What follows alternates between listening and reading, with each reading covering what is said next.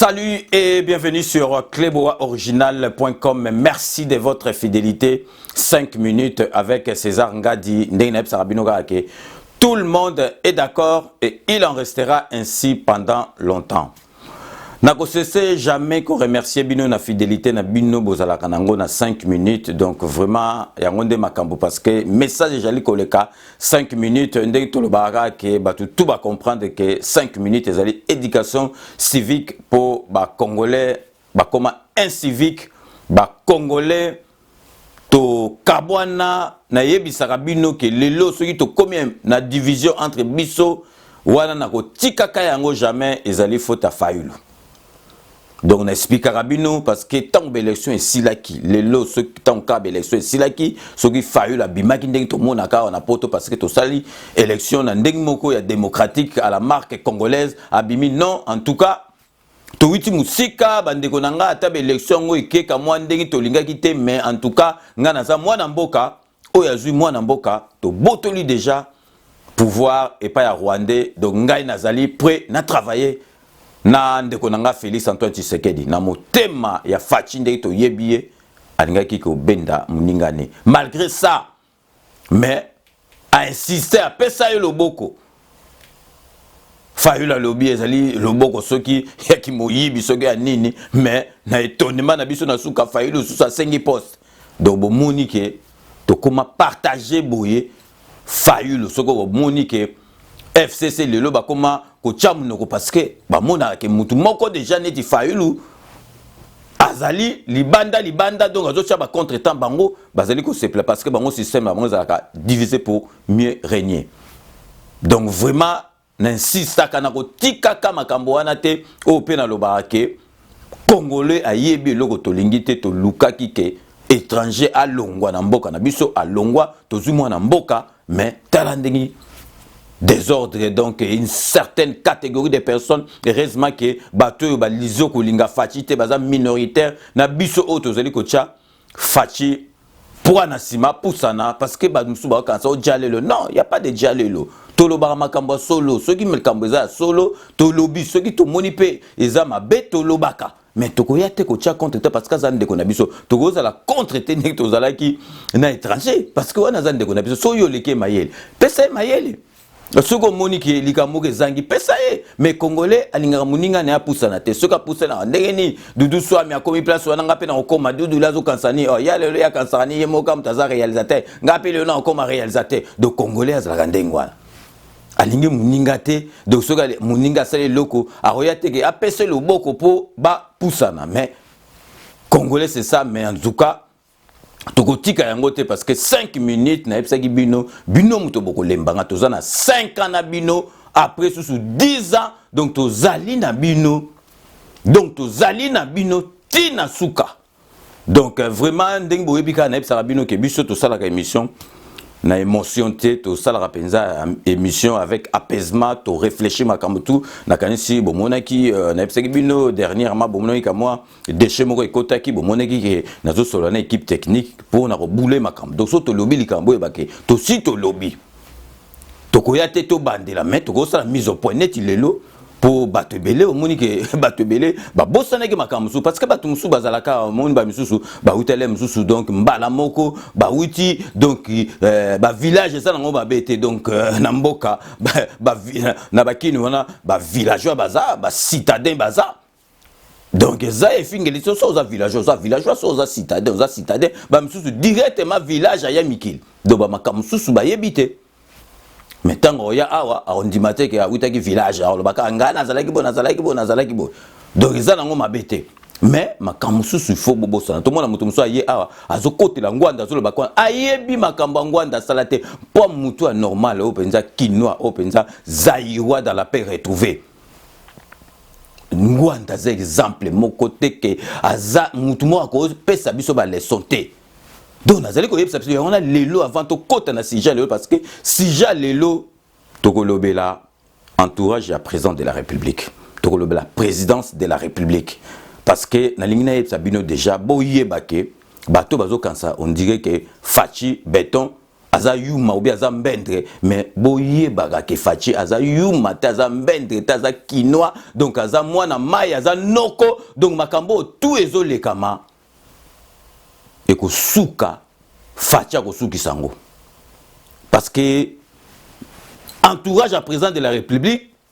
bazo rendre président de la République service te donc tozali ko développer en kalaté mais tout ça na mise au point muke concernant Ngwanda nalingi na yebisa bino lelo soki Ngwanda zali ko lobake oh non ngana zoka ba information nazali mutakati donc c'est normal on n'en disconvient pas donc Ngwanda soka zoloba makambo ngana yebi Uganda na yebi bo donc parce que ba Museveni wana ezali ba marque déposée ya ba Ngwanda tant Mobutu azali muta o diriger Mobutu ezali Ngwanda zo pese ba idolo ba to ba tia ba Museveni wana za Ngwanda Ngwanda mutacha ba Museveni wana ayebi mama solo ya ba Museveni wana yem tu bacha bango na ba Mobutu do siko ya sala nini po alongola ba masolo wana ke Congo na ba Museveni na to koma kalme parce que za ba makamni wana beta ratolo onga na zwa na yebi ba makam ayebi ba makam parce que ba Museveni wana za ba marque déposer Ngwanda mutu a mema bato wana na pouvoir donc si on a lingi na rafraîchir bino mémoire parce que biso tozali to kola na période de Mobutu donc to kola na période de Mobutu a eu pouvoir tozana etia ekokufa donc to yebi makambu donc ya mboka na biso na to yebi donc na lingi lelo avant donc to kota na sija lelo na rafraîchir bato mémoire bato yo na habité ba misusu ba yebi na bango bemba bazo sa na ko bazo ndenge na lobaka ke congolais akoma amnésique yemoko donc na lingi na yebisa bino Mobutu de temps a commis maladie wana Mobutu penza a rêvé penza que non santé ezopesa susu bien te abenga awa na Cap Martin awa na France place Mobutu andova na palene wana bo abenga donc papa Tshisekedi aya batu tout oyo ya mboka ba généraux bana ba ye Mobutu penza lobi ke non ndenga za bo papa Tshisekedi ba mo penza ke non Mobutu donc santé za su bien te ye moko pen ko ya moni ke osimba te donc aye penza bi ke non papa Tshisekedi ba sali boule penza ke non siko président yo tango ozonga na yo Européen mano tranquille aucun no Guadobe au pays tranquille donc ngai siko premier ministre na rokumbe la masolo tina suka pour ovana no tranquille donc ba yokani bien makamto eleki bien nana bebisaki masolo wana Ngwanda mutaya ko chakal donc aboyike président avant da calme donc papa Tshisekedi akumbi la masolo tina suka Ngwanda mutaya ki contre-temps nanonga bosanité que na rond-point il y a 24 novembre donc période yo boyebi ke papa Tshisekedi bango bomé na Ngwanda honoré Ngwanda ngoko boma papa Tshisekedi muta sauva papa Tshisekedi nani mwana Mobutu Saddam de Saddam azwa papa Tshisekedi a cotisé na char de combat donc a memiye ti akozongse na ndako na limité bobosani yango ba misusu ba yebite me ba o ba yebite ba o ba vrai kinois o ba yeba masolo ba yebi yango ba o ba yebite ba yeba lelo ke Ngwanda alingai ko boma ba période de conférence nationale on attend Mobutu siko atiki ba masolo Ngwanda alingai ko boma papa Tshisekedi muta sauva et ce qui joue wana Saddam Hussein est na ba relation na na famille Tshisekedi donc hier muta sauva papa Tshisekedi ya bakaya kotisa ye na char de combat mais mai tina ndako na liberté soki ndengo wana te mbele papa Tshisekedi Ngwanda baraye donc lelo Ngwanda ofiotola mbanga pesa biso ba leçon Ngwanda ko pesa biso ba leçon te na lingi suna yeb sabino le 16 février 1992 neto bengaka wana na France na Kisasa kuna na Congo na Belgique 1992 bobosani ke mutakata ki conférence nationale o ebande ko sala masolo ke donc vraiment donc conférence nationale souveraine o ebande ko sala penza Ivan Samasolo mutakata ngonan Ngwanda mutakata yango ba catholique ba kufa na Kisasa ba kufa partout na ba province donc à cause ya Ngwanda le 16 février 1992 1990 na Kisasa conférence nationale Ngwanda kangi yango donc ba catholique donc ba beta bango mama sasi ba catholique ba kufa donc c'est Ngwanda lelo donc bolingi bopesa donc batu mususu donc mama soki donc mama paka jumo abanda ko loba soki ndenge nini bazotinda loba na tant que biso distraction ezate donc bazo oser ko loba n'importe quoi donc pour bacha Ngwanda est-ce que Ngwanda ko ipenza ko loba sikonga na lingi na tuna bino makambo Ngwanda lobaka parce que place asala ka bimission to yebite azala kaka yemoko azali ko loba est-ce que Ngwanda lelo nga na tuni Ngwanda na bato bazapemba na Ngwanda est-ce que Ngwanda azali prêt ya kosala débat moko contradictoire na mutu akosala yango te parce que ayebi ke akokoka te bakobeta ye bamasasi ya kosakana te akokoka te yango wana bomonaka ngwanda alobaka ye moko batieli ye makambo na bango azolobaka ye moko neti tchaku donc ça moto contredire parce que ngwanda nga nasengi ngwanda aya débat contradictoire en face à mutu peut-être batelmi bazoloba ne baloba ne ngwanda kosala kango jamais parce que ayebi ke akokoka te. Et puis batu mususu tango na zolo batu belé bazo mona ngone tliseki donc nga nazo beta cité a nazo senga ba papa ba koko ba luba na senga ki bino formule po to vanda ka nie na bangwanda wana na bakanambe wana tuka kasonda botindelinga so bino boko kate botindelinga formule wana donc bazui kake o ebeta ka sambula donc comme na kasonda donc abu pia na bangwanda na bakanambe tu ba keimba la moko to vandi calme donc siko yango wana nazali ko beta penza cité. Donc nazali ko bango sérieusement au moni ndé tozui fachi mokonji fachi béton donc etangamaki nzambe alingi Congo parce que bato tout bazalaki wana na final muto aza motema malamu aza penza na idée penza na boule penza abongisa mboka donc ata mboka ekobonga na 50 mais à partir de 50 on comprendre que mboka na biso ezokende penza donc ndenge to bandoka na chiko envoie de développement le loto koma kuto envoie de sous-développement donc avec fachi to mona penza envoie de développement ezokende donc na zob sabino ezali jeté soki to raté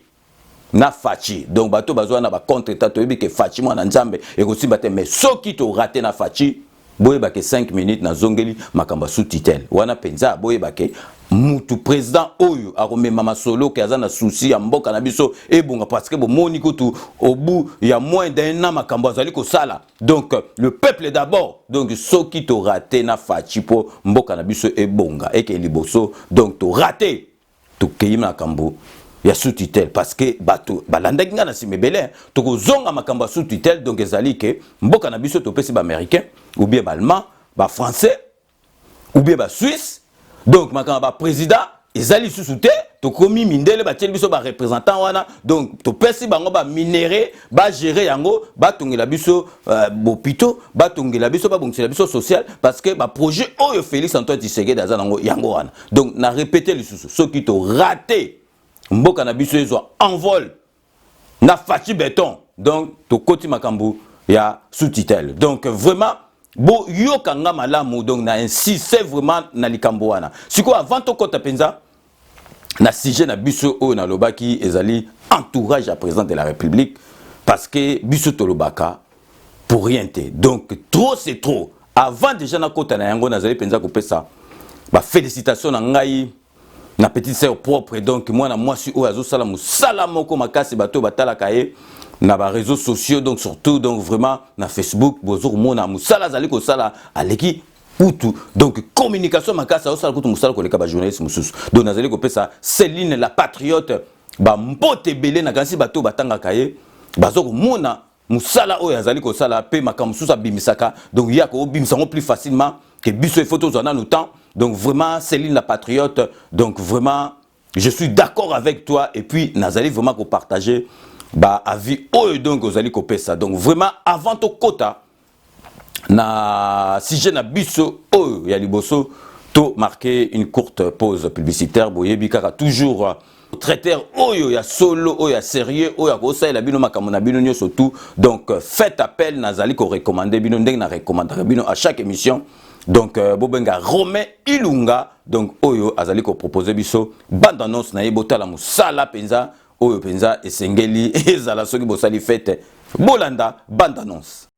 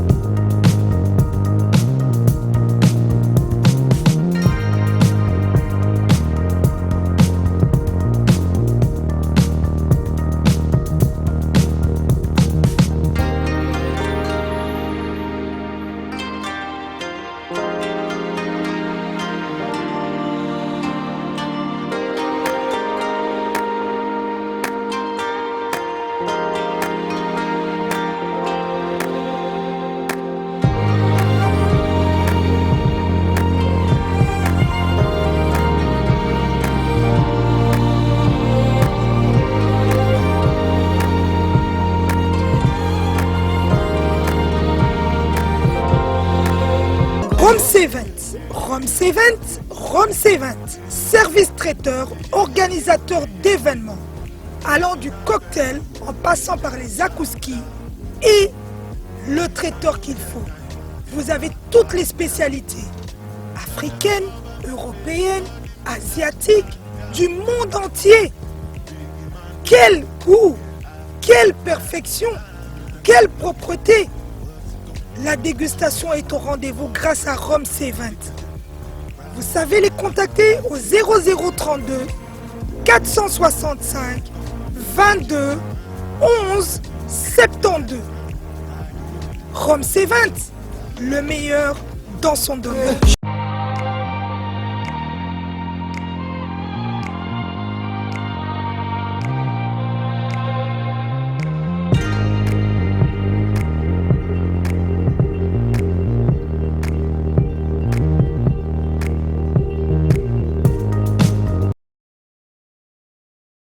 Sepela TV et yena makambu ya sika lisusu. O ba chaîne ya France eza na kati. Ba chaîne ya Congo eza na kati. Ba chaîne ya Londres eza na kati. O ngomona makambu ya politique ya sika. O parti AA eza na kati. O parti BB. O CFAIO eza na kati. Ya Sepela TV. Bouquet comme ya muke boye. O tina poche voyager na ngokeno partout lingi. Na bouquet no ya Sepela TV. Sepela TV. Mais ma biso n'engozo mais ma biso on a 4K machine ma daka Sepela TV. Bienvenue dans le monde de Sepela TV. Sepela TV est le décodeur qui vous permet de suivre les chaînes du Congo en direct de la diaspora. Boitu kolanda bino moko ndenge na recommandaka bino kaka donc ndenge na yebisaka bino à maintes reprises à chaque émission il faut vraiment que ça la appel na ba professionnel oyo ba yebi makambo kolamba pour ko éviter ba problème que batu ba ya na feti et comme après feti batu bazu intoxication alimentaire et comme makambo tribunal donc ezali vraiment tinate donc yangwana na recommandaka bino bo ça l'appel na Romain Ilunga traiteur munene azali na mobilité géographique ya makasi donc à se déplacer partout dans le monde même na Pyongyang kuna na Corée bengie akoya ba représentant bazali kuna boko sepela bomona toujours donc partenariat na biso ezali plus de 10 ans avec Sepela TV donc il y a plus rien à dire Sepela TV binomoko yeka bo binomoko aga kombo Sepela donc ceux qui ozali na décoder à Sepela TV oko Sepela donc parce que oko se retrouver na kati donc biloko nyoso tout ezali ba étudier ba biloko nyoso tout parce que ezali ba na mboka ba yebi ba gua ba na mboka ba yebi nyoso tout ba na mboka balingaka donc décoder amuke place tout oko voyager memi yango otiango na poche okomi au branché internet masolo carré donc vraiment ezali biloko ya ba na mboka donc vraiment consommons Congolais donc yangono monique biso na 5 minutes to tchaka maboko na banamboka. Donc lelo sikoyo nous allons parler de ce qui nous concerne aujourd'hui donc si j'ai na biso ya lelo ezali entourage ya président de la République. Il faut pas tout ça la fine bouche, il faut pas tout se voiler la face makambo ezali ko monana na miso batu. To comme air moko to ke côté moko ozoka soni ya koloba donc parce que moni ndenge biso to zala boto défendaka fachi béton parce que ba donner zali bien les années ba petio problème moko ba petio ba donner bien donc ozo na ne sengo ko défendre parce que ozo na ba donner bien makamba bien ezo permettre yo o défendre fachi tu na suka mais ceux qui makamba za bien te beaucoup to banda ko défendre et ko zala bien pensate o ko kokate lelo to kota en profondeur parce que donc tu es condamné par la justice par défaut donc biso to lingara ba preuve penza ezali mais siko to zali koloba par rapport à makambo to zali komona parce que tout bazali komona mais le cas na lingina yebsa bino entourage à président de la République na kasi pe boyebi parce que tout batia entourage à président de la République pour na début mandat na yeboye bazali bazala ki na yé depuis kala donc bayebi mais mutu muso mona ke avant makambo azuna noté atazala ki mutu na otanga koti makambo akomola sa ba film mais bino boyeba bokanisa te que président de la République azali mbendre ou bien azali yuma ou bien azali komona te azali komona tomona makamba baso de mouton ba commission ya ba makamba belé donc ba proche à président de la République au lieu ba sala penza donc appel à marché na ba société normale bango moko ba créer ba société na bango moko boye donc pour ba récupérer ba mbongo to yebi yango to lobela yango te parce que donc enquête ezali makamba zo sala ma président de la République parce que fait vert na ba juge ba landela makambo ntina suka yango no tozo zela donc tokoki ko funda mutute boye sans ba preuve mais yebara ke justice na biso e osala musala na yango donc omoni période tozali bomoni période tozali soko zali pembeni ya président de la République ezali po o aider donc parce que likambo oyo ekosala ya mabe na pembeni na président de la République bato bako amplifier yango bako yesango munene po kaka ba profiter batia bo soto pembe na président de la République na biso mais tozali komona bato bakosala bo soto bazala musika mais tozali komona bato bazosala bo soto morutu do tozali komituna mais comment muto yakosala boy mais tozali ko comprendre te donc on dirait ba commencer on a coas on dirait ba commencer on esprit que ba un esprit mo mabe que po babe mais kas boyeba po babe ça ce qui mandat après mais boyeba que président Félix Antoine Tshisekedi azana pacte na peuple. Alors, le peuple d'abord, social, le peuple fait bon. Donc, président de la République, il a 5 ans. Bon, quand ça que le président de la République a sacrifié 5 ans, a bébi sa solo na peuple pour na master moko boye na mutu moko za pembeni na ye bien ndenge nini e ko sala mate. Président de la République a olukake ou bien bo bebani kutu na mutu moko za a longoli bo bebani mais a ko décevoir peuple tendenga lobakian. Donc lelo tous allez que le baron likolo parce que tous osi la penza pour biso tant tous zoka biloko penza tous zu penza biloko penza na maboko avec preuve bobi ndenge 5 minutes ni ataka donc obika kutute mais na kanisi bato bazo landanga bazo comprendre makamuni ninga nazali koloba donc parce que c'est pas le moment de présent aza déjà na ba tâche moko ya koluka ko kimisa ba médiocre wana donc bato kanambe wana totika na biso moko ezali donc ndenge na lobaki donc tozali na période moko ya tous les dangers. Donc, période moko très sensible. Donc, erreur ezalate, mais tozali comme on a makamu susu, on dirait comme ko sala makamu nanko, donc ou bien boya ki na boule na bino banda kala donc so ka boule tozu ma solo, tokoya na ba esprit moko boy, poto beb sa ma solo, mais boye baké président de la République azali mwana nzambe. Président de la République aye na idolo que il faut peuple alia, peuple a sala nyoso tout po e bongisa donc peuple a ça derrière président de la République. Donc lelo toya ki ko sala mise en garde. Na entourage à président de la République. Quand je parle entourage, les donc bah ministre, donc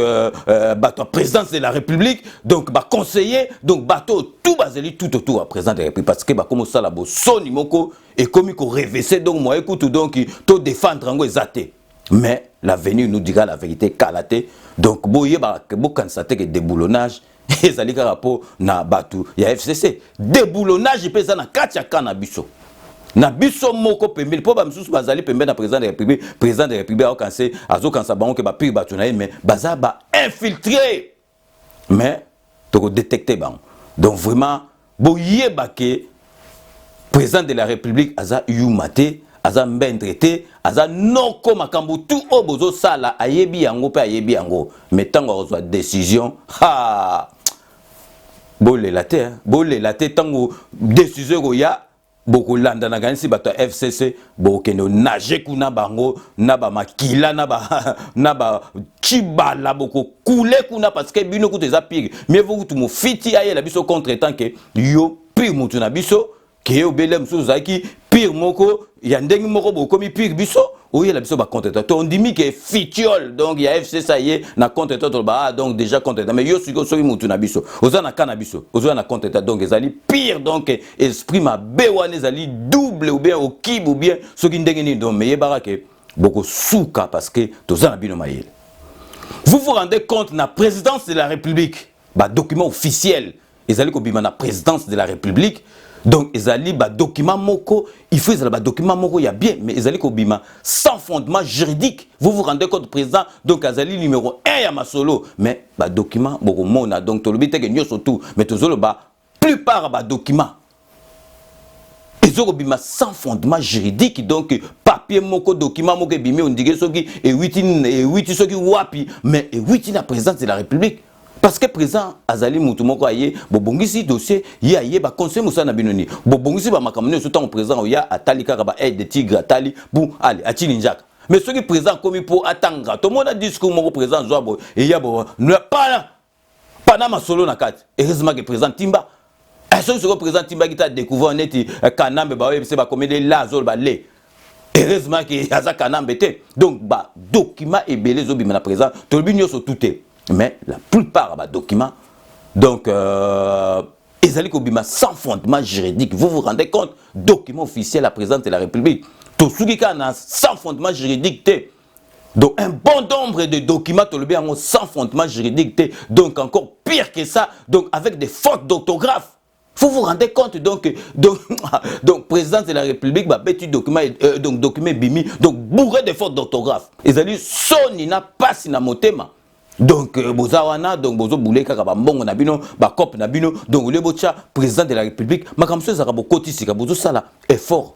Bozo sala effort bo kangiata hein ba si libumuna no boyebi ke bon tozo investir après to lia bien donc yo koti kaka mbala moko donc olingo lia donc ozo lia pe ba millions ozo lia ba ni donc ozo ki peuple te siko peuple yo akufa pendant 50 ans donc 18 ans 32 ans ya mobutu aliate amona ke bino kuna bozo lia ba mbongo moko donc ya kosakana te est-ce que peuple a kosepela non peuple a kosepela te parce que na minute onde tolo ba bato ba okene bakini bazo sabiso na ndenge na kini mbongo ezate bato bazo souffrir ba fête yo bato ba leki yango donc première fête to mona penza ke ya ba mpiaka donc bato ba yebika ke non président Fachi azo kabola pouvoir na bato moko bolem susu l'état kanga bato to kosepela mais siko soki ali rezo kenega bo bato ba ko craquer bato ba craquer heureusement que peuple azali kaka sima ya président de la République azaka na confiance na président de la République mais eloko yango wana ezo sala malamu mais boye barake et ko ipe ko umela mingi te parce que bino bozana entourage bozali ko reverser ezali ko reverser batu peuple ezali ko mona ke entourage ya président bazo rendre service te bazo lia ba mbongo bazo sala ba cop na makambo ezo sala makop te donc il faut to tika makambo na boye bake président de la République na répéter sous ayu maté aza mbende te président de la République aza yank aza noko aza kinois donc ma solo na tout bo sala osa neti marque mo bo sa neti ayebite amela mikabo azo yeba mais tango chikote koya tango ba klebo we ko bima bon après bolé na monoko mboka te bolo bateka moni lelo po akomi président changer te ndenga za ki avant na ndenga komi siko président bato tout bayebi a changer te na siko yo muto malamu Kongola lingara ete muto azo seplisa batu muto atikili mututu na liberté Congolais ko pese awa arozo awa donc zo mona ke Congolais yangona donc alingi chicote alingi dictature yango no bo mona ke bato mususu donc ya kanambe bakomi zoba likola kanambe parce que kanambe baraka bato sakana bareyo donc yango no bo moni ke kanambe déjà na âge petit étranger qui nous a été mutu moko a 8 ans donc to va pesa 8 ans mais botala ndengi bato mayele ba docteur ba kinois bato mayele ndenge babanga yo kanzi babanga ke poani babanga ke poza sanguinaire donc aza esprit mabe donc abaraka batu mais tozu présent lobi makambo na ezate mututu aza na droit loba makamto alingi botala ba information ndenge komi elengi donc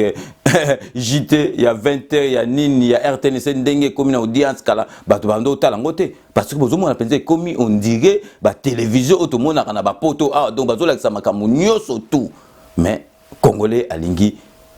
et le côté Congolais alingi on dit maté to boité to lobité ke bato tout bazala sima ba comme ça Félix Antoine Tshisekedi biso de toza bonde to lo barabo na kasi bato musu le lusu nazo profiter de l'occasion qui m'est offerte une émission oyo nebsa bato moni biso tozalia neti ngai nazalia na 5 minutes avec ses engagés une équipe mobile toza ba collabo ya Félix Antoine Tshisekedi donc tozalia ate bo s'attendre te ke to lo ba makambo moko boy po na ko décourager président no biso tozo pousse président na liboso mais donc cela ne veut pas dire que ceux qui elo comme abe salami to lo baté to koloba mais biso tozali ba collabo ya Félix Antoine Tshisekedi 5 minutes les années en France au Kosemba journal Canard enchaîné oyebi ke za à gauche donc tango va na ndako no biso to tindaka ba kota te au côté na 5 minutes yeba ke 5 minutes ezali po na président de la République o tchai maboko donc na kanisi ezali clair et net donc to forçaka bato te bakota donc o koti o bandu kolobela biso bo et puis na komai na ba message moko wana nga naza wana te pona ko répondre na ba question bato donc na ye na salle émission ozali d'accord koti ozali d'accord te ko kota na yo te parce que tozali na besoin ya bato ba contre-temps déjà bato balingaka présent na 5 minutes bazali et belé donc to komi presque à la fin il y a émission mais na lingi na beta c'était avant aussi sa émission à Lelo ezalaki pour l'entourage à présent de la République. Ndenge na loba ikaka donc moi écoute c'est voiler la face ezate tout ça la fine bouche te donc makambezo mona na boye ezo mona na miso batu donc bato yobi ke balingaka présidente ou bazolinga ke mboka na biso et bongate bandoki bazali ko profiter na makambo parce que makambo sous moi apenza ye moi yo défendre ezate o défendre menaça motema o yobi ke non ozo défendre l'indéfendable. Donc makambo mususu ezalaka te donc yangona to pesi lelo ezalaki avertissement mise en garde donc parce que tozozila ba dossier et vanda bien donc ba dossier ko vanda bien boyebika ke 5 minutes soki et salelio 5 minutes personnalisées 5 minutes individualisées oko bikate donc vraiment lelo to lobaki ke bato baza pembe na mokonzi bozali wana ba ponaki bino parce que boza bato confiance bo rendre service na présent na biso bo compliqué tâche parce que aza déjà na makamoko boye il faut se débarrasser na soki bino mo ba pire bato na ye bo komi ko sala sous makamba bien te eza kutu pire que ennemi asala biso makamba kolo to comprendre que ennemi mais soki mutu na biso au sali biso makamba kolo ezali mabe donc yango na kana linga na beta c'était donc vraiment to komi na suka émission ndenge na lobaka que je vous laisse le soin d'en tirer vos conclusions et de me faire parvenir vos commentaires comme d'ailleurs vous en avez l'habitude de faire. Donc comme je dis toujours, je reste toujours friand de vos observations, suggestions, observations, même critiques, bo hésiter te, bo commander bo komara parce que na ba site mususu boyebi ke ba longola ba commentaire ba bloquer baninga te batu ba commenter net biso tozana esprit ya fachi beton ya présent na biso totika liberté ya kokoma mais lobaki et de bordeaux bando finga ba mama batu wanande tolongola mais o finga ya lolo finga dudu soa mais o finga ngai donc tina kwani yango to tike na bino bo s'exprimer librement mais boye baké donc ezali libertinage te soki o lekisi penza ba décret to ko bloquer yo donc vraiment bo hésiter te bo koma bo sala la réaction parce que ba réaction ba commentaire ezala penza total la température ya émission ndengi ezala wana donc boye bino moko donc so to komi na suka na pesa ba dédicace ba remerciement donc na yebsa bino à mettre reprise que bato bazala ko courante donc vraiment ezali vraiment ndenge na ngai et pona ko remercier bato ba landaka nga pe ba pesa nga ba idée pe ba salaka tout que 5 minutes ezala donc na bandaka toujours boyebi na député honorable indéboulonnable Ziko Mayele azali député otoko tika jamais kolobela na 5 minutes parce qu'azali motema malamu donc vraiment yé azali exemple type ya député oyo penza tokoki kozala nae na mboka donc vraiment nakei siko na kati ya Londres parce que kalaté pe tokozala kuna na kati ya Londres nazali ko bossa na bana Londres te mikolo donc nazali ko pesa mbote na Joseph Prof à l'empereur qui simbi premier l'empereur qui simbi premier Joseph Prof ba mbote belé na yo parce que yo za sage opesa ka ba grand boule na kati ya 5 minutes avec ses angadi donc l'empereur qui simbi premier donc mbote a trop donc ba kalaté tokozala na kati ya London na tikali toujours na kati ya London pour na opesa Joseph Kano ki kakamene donc merci à trop na fidélité no yo kutozali vraiment obligé aux ala na katia masolo donc merci il y a trop na fidélité no pour na 5 minutes nazali ko pesa mbote nesika azali na mama Angèle Mbuyi donc yo continuer kaka na musala na yo zali na yango pour na ko salisa mboka pour na ko salisa bana mboka donc na yebisaki bino Angèle Mbuyi ba mbongo oyo ya ko sakana te donc vraiment même mutu mbongo mais motema malamu donc maman Angèle Mbuyi donc parce qu'azali maman donc ba maman donc moi surtout azali maman donc Angèle Mbuyi merci à trop nanyo surtout au sala capo na 5 minutes avec César Ngadi na kei na Val de Fontenay pour na repesa Mamou Adel Yombo ba mbote ebele sika azali Mamou Adel Yombo donc il est vraiment donc le baga donc à part ba activité nenyo surtout azali nango na ba association neo ya bana donc azali numéro 1 oyo atalaka 5 minutes avec César Ngadi. Nakei siko na kati ya Bundes kuna na Leverkusen, donc pour na repesa pasteur José Ngoma ba mbote belé parce que bengi ngai ya komeli ngai, donc azali molandi munene ya 5 minutes avec César Ngadi. Nakei siko na kati ya Belgique pour na repesa Mama Jeannette mbote, Mama Jeannette azali molandi munene ya 5 minutes avec César Ngadi. Donc Mama Jeannette kuna na Belgique ba mbote belé, merci beaucoup pour na fidélité no na 5 minutes avec César Ngadi. Siko na repesa mbote na Abbé Gilbert Yamba, Abbé Gilbert Yamba, merci à trop. Donc vous allez me Nanzambe, mais vous avez un souci à mboka nao parce que vraiment ba message comme la ranga na tanga yango. Donc si on a kei na kisasa pour na repesa donc massa na nga penza to tanga na penza ba chiki, donc na kombo ya Richard Ndombi ma campagne, donc Richard Ndombi ma campagne, merci à trop et bonne année, na profiter pour na souhaiter bonne année parce que vraiment to benga na gité. Donc Richard Ndombi na ma campagne, merci à trop na fidélité no pe na ba commentaire au tchaka na 5 minutes avec César Ngadi. Na kei ko na kati ya France na Rouen pour na kopesa patou sila bambote belé sila patou, donc vraiment merci à trop kuna na kati ya Rouen na nyo soto sala rapport na 5 minutes avec César Ngadi. Na kei na États-Unis d'Amérique pour na kopesa Jano Mudimbi, donc ba bengi ngai vraiment bazaleki na esengo na mwasi na ye mama Mati Matoum, donc bazan États-Unis baumi balé ba obeanga bazo sepela ba le but vraiment 5 minutes ezali cure na biso, donc vraiment na sepeli à trop ndenge na zoki bino, merci beaucoup pour na fidélité na bino. Tokosuki sa en Anvers pour na repesa Dédé Mukendi solide ba mbote belé, et puis merci beaucoup pour na fidélité no na 5 minutes avec César Ngadi. C'est la fin de ce 5 minutes avec César Ngadi. Donc cette émission a été réalisée par le grand réalisateur Yalolo Chouami, assisté de Doudou Swami Doudoulé. Quant à moi, j'aurai le grand plaisir de vous retrouver dans le plus bref délai, c'est-à-dire dans 24 heures, pour un nouveau numéro. D'ici là, portez-vous bien et à très bientôt. N'oubliez pas, tout le monde est d'accord et il en restera ainsi pendant longtemps. Kanamba kobi kate ifazwa ma solo na mbunchu penadikosi. À très bientôt.